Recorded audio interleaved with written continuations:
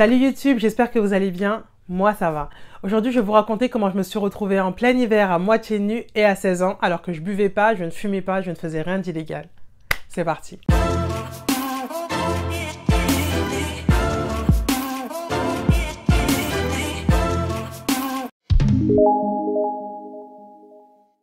Et au moment où je m'en vais, elle court, elle me passe devant, et elle prend un couteau dans la cuisine, vous savez, un gros et long couteau là, pour couper la viande. Elle prend ça et elle se met dans la porte de la maison. Et elle me dit, tu me donnes les clés de chez moi.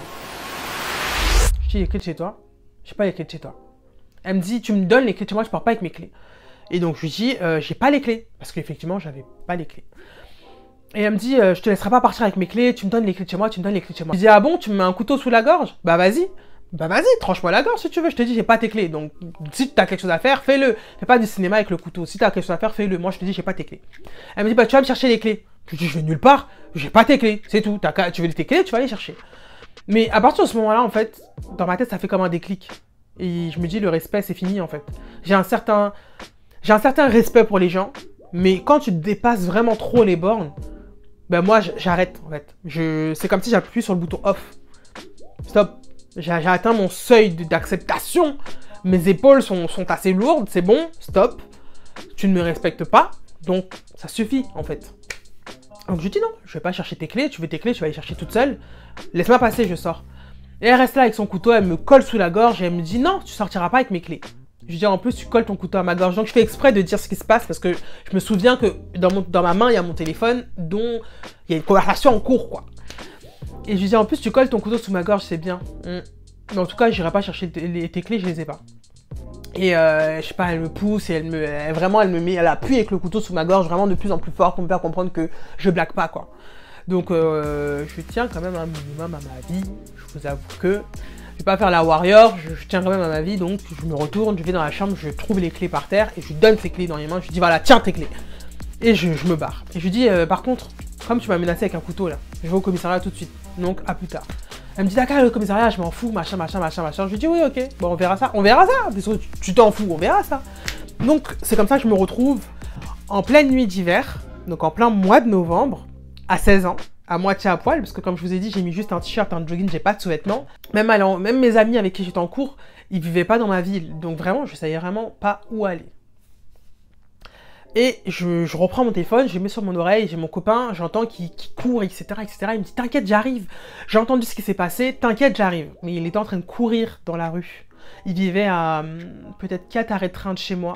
Et il avait eu le temps de regarder et de voir que le dernier train partait de sa gare pour arriver à la mienne dans environ 10 minutes. Donc il s'était habillé en rapide pour courir jusqu'à la gare, sachant que de chez lui à la gare, normalement, si tu marches, il y a 20 minutes, donc vraiment, fallait qu'il court, mais qu'il court bien. Donc j'entends courir, t'inquiète, j'arrive, j'ai entendu ce qui s'est passé, t'inquiète, j'arrive, attends-moi à la gare, j'arrive. Donc il court, il arrive à monter dans le train à la dernière seconde, quand le train sonne, il arrive à monter dans le train, etc. Il me dit c'est bon, je suis dans le train, il est en train de s'étouffer le pauvre. Donc sur la route pour aller à la gare, j'ai mon autre sœur qui m'appelle et qui me dit mais qu'est-ce qui s'est passé? Elle est en furie, hein. Elle me dit mais qu'est-ce qui s'est passé? J'ai une amie de Madame C, donc Madame C, ça sera mon autre sœur. J'ai une amie de Madame C qui m'a appelé, qui me dit que tu as retourné à la maison, que tu as frappé Madame C et que tu t'es enfui. Donc, qu'est-ce qu'il se passe? Donc forcément, elle n'y croit pas, mais elle est obligée de paniquer, parce qu'elle comprend quand même qu'il s'est passé quelque chose. Si vraiment je suis dans la rue à cette heure-ci, il s'est passé quelque chose. Donc elle essaye de me calmer, de me dire calme-toi, mais explique-moi, mais calme-toi, tu es où? Qu'est-ce qui se passe? Machin. Et donc j'essaye de lui dire, mais en rapide, mais non. Elle me dit calme-toi, explique-moi que je puisse comprendre. Et puis en même temps, elle essaie de s'habiller, de comprendre. Voilà, elle a pas de voiture, elle veut venir me rejoindre. C'était plein de choses. Voilà, on est dans des états. Vraiment, c'était typique d'un film. On est dans un moment où elle est en panique. Elle est loin. Je suis en panique. Je suis seule, je suis loin. Mon copain, il est en panique lui-même, il a du mal à respirer, il est dans un train en train de suffoquer, il essaye de me rejoindre. Donc je lui dis, mais t'inquiète pas, un tel, il arrive, il est dans le train. Et donc elle me dit, bon, tu te diriges où là? Donc je lui dis, je me dirige vers la gare. Elle me dit, ok, j'ai Madame D qui vit pas trop loin. Attends, je l'appelle pour qu'elle te rejoigne à la gare si possible. Je dis, ok. Donc on raccroche, je rappelle mon copain. Et il me dit, t'inquiète, je suis bientôt arrivé à la gare, etc. T'es où? Donc moi aussi j'arrive à la gare, etc. Donc j'arrive un petit peu avant lui. Et j'ai Madame D qui m'appelle, qui me dit ta sœur m'a appelé, elle m'a dit que t'as un problème, j'ai pas tout compris, je suis un peu loin donc j'arrive mais tu vas m'attendre un petit peu parce que voilà, à pied, faire le trajet c'est un petit peu long. Je lui dis mais non t'inquiète, y a mon copain qui arrive là dans 2 petites minutes, t'inquiète. Elle me dit non, ta sœur, elle me demande de te prendre chez moi, donc je vais demander à la voisine de garder mes enfants et j'arrive. Moi, on me demande de te prendre, je vais pas te laisser aller chez X, je connais pas, j'arrive. Donc au final, je me retrouve à la gare, mon copain arrive, quand il arrive, je dois lui annoncer que quelqu'un d'autre arrive et qui est envoyé par ma famille, donc je peux pas dire non à l'autre personne.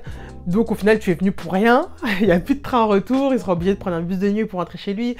Donc, je me dis ça va être compliqué de lui expliquer ça. Non mais vraiment, il a couru pour prendre le dernier train, enfin... Vraiment, ça m'embêtait de lui dire prends le bus de nuit, rentre chez toi. donc Madame D, elle arrive, on va jusqu'à chez elle, donc on a dû marcher au moins 45 minutes. Du coup, j'essaie de lui expliquer, j'essaie de discuter avec elle, mais même le fait simplement d'en parler, c'était vraiment pas bien, je m'effondre, je comprends pas en fait, c'est tellement de choses. En même temps, on appelle mon autre sœur, on essaie de la rassurer, de lui dire voilà, c'est bon, je suis avec Madame D, t'inquiète, ça va. Donc mon autre sœur arrive le lendemain avec une de mes cousines. Elles étaient furieuses, mais vraiment furieuses, parce qu'on les a réveillées en pleine nuit pour leur dire des bêtises. Elles savaient que j'étais pas comme ça. Franchement, elles savaient que j'étais pas violente, j'étais pas comme ça. J'aurais pas fugué en pleine nuit, tout cassé, je sais pas quoi, ça me ressemblait pas du tout. Donc elles arrivent, elles me disent bon, on va à ton adresse. On va aller la voir, on va à ton adresse, tu viens. Donc on y va, on va à l'adresse, on sonne. Madame C, donc ma plus grande sœur, n'ouvre pas la porte. Et elle avait déposé des sacs de linge devant la porte. Donc du coup, moi je récupère les sacs de linge et on retourne chez Madame D en fait. Donc elles essayent quand même de l'appeler, elle répond pas. Ils envoient des SMS, elle répond pas, donc ils disent mais en fait elle est lâche parce que tu fais des actes de ouf, derrière ça tu mens. Et en plus quand on essaye de te dire viens on discute en famille, viens on règle le truc, on met les choses à plat, on voit ce qui s'est passé. Là non plus tu veux pas. Et tu mets un sac poubelle avec des linges devant la porte de chez toi. Vraiment c'est traiter les gens comme du caca, quoi. C'est n'importe quoi. On fait pas des choses comme ça. Donc, du coup, on en était là, en fait. On était à se dire, mais qu'est-ce qu'on fait?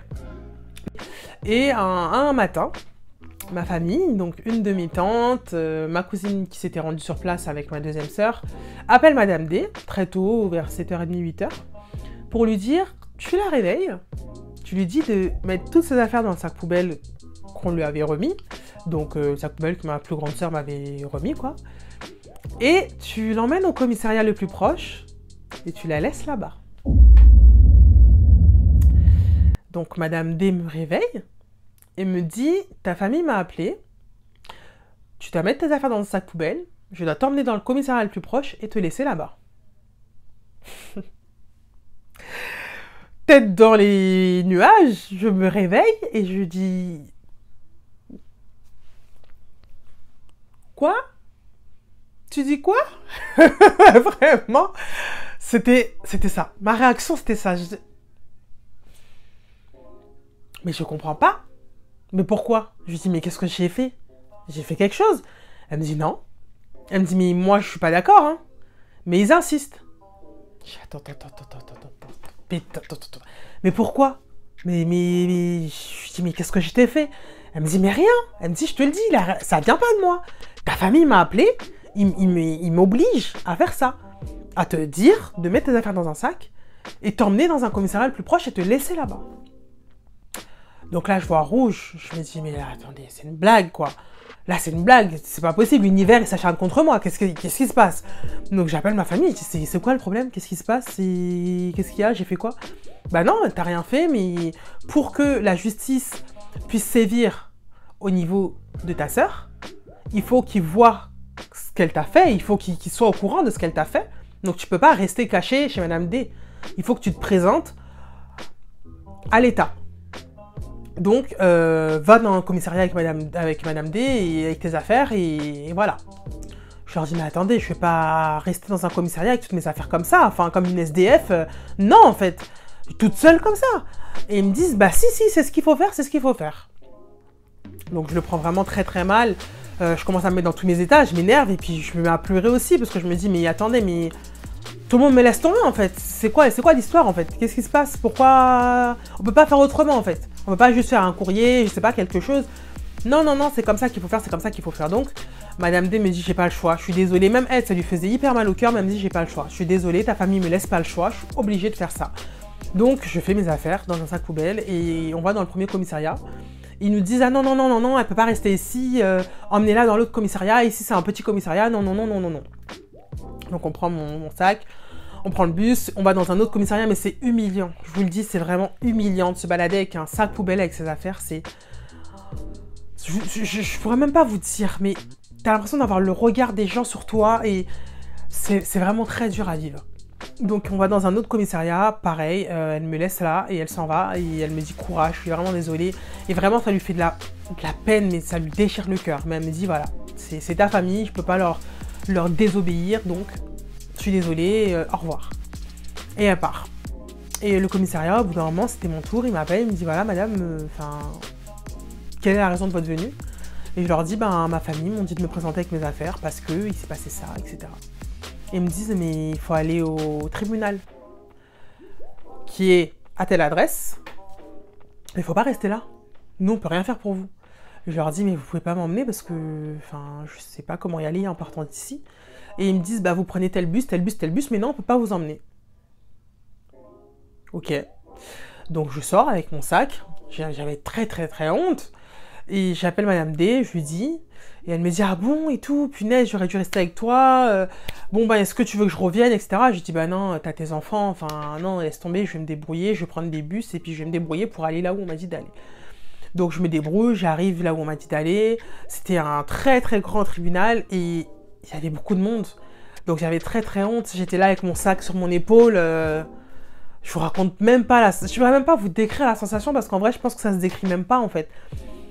T'as 16 ans, tu comprends rien à ce qui se passe autour de toi, t'as tes affaires dans un sac poubelle. Comment vous dire en fait? Quand tu rentres quelque part, tout le monde te regarde, tout le monde te prend pour une SDF, donc tout le monde te regarde, les gens ne comprennent pas forcément. Donc tu te présentes au comptoir et tu dis oui bonjour, je suis mineure, j'ai été mise à la porte par ma tutrice. Voilà, le commissariat m'a dit de venir, voilà.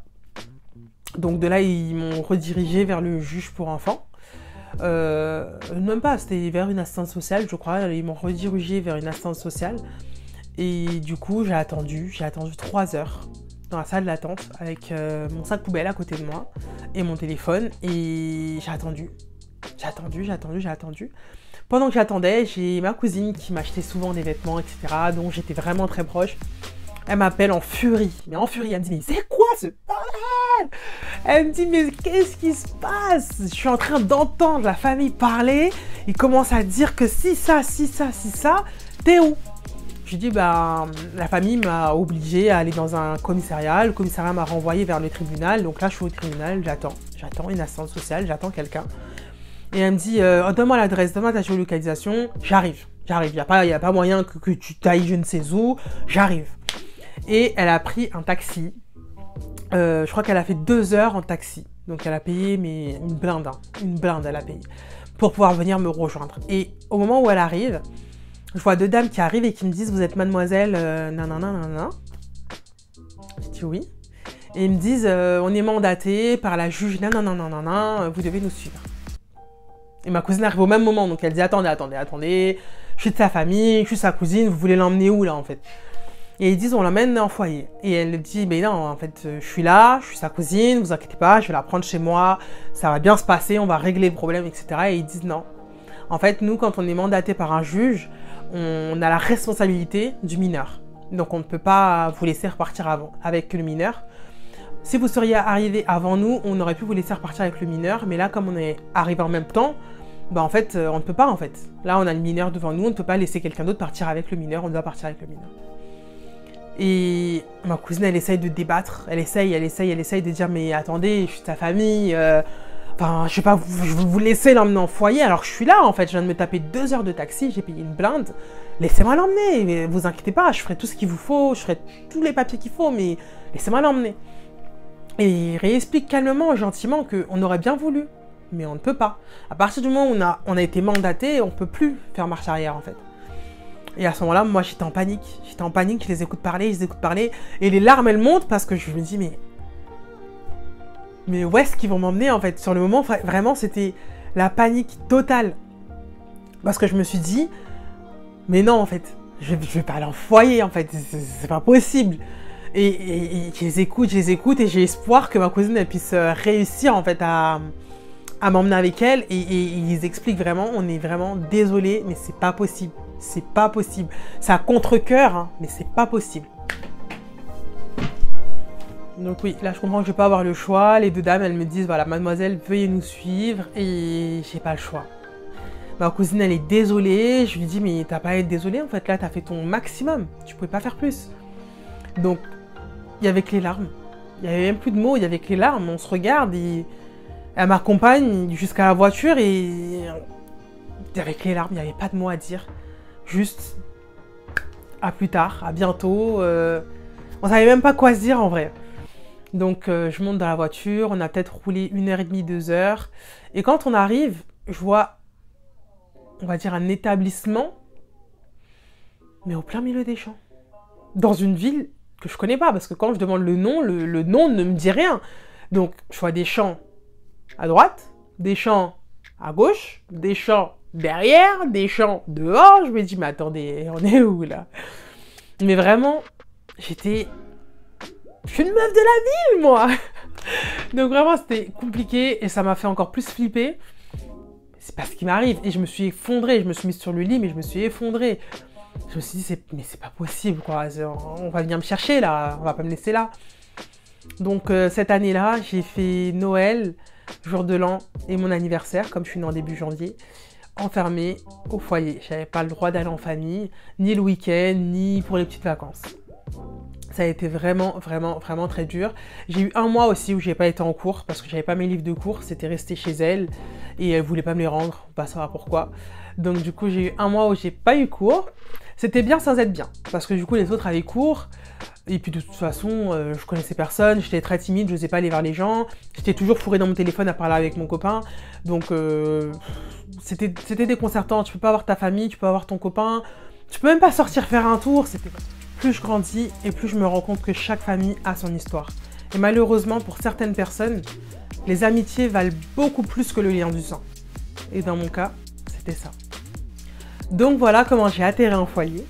Alors, je vous laisse deviner, est-ce qu'il y a eu une procédure de justice derrière? Est-ce qu'elle s'est excusée? Je vous laisse me donner votre avis dans les commentaires. Je vous ferai une petite partie 2 pour répondre du coup à ces deux questions et pour vous dire comment ça s'est passé pour moi là-bas et comment je m'en suis sortie surtout. Donc voilà, j'espère que le contenu d'aujourd'hui vous a plu. Je vous dis bonne journée, bonne soirée et à bientôt. Backstage. On va rentrer tard, elle va passer du temps avec moi, on va manger en champ. Mais franchement, j'avais l'impression de ne pas avoir le choix en fait. Oui? Oui, je suis là. Qu'est-ce qu'il y a? C'est fini? Et bah t'as regardé?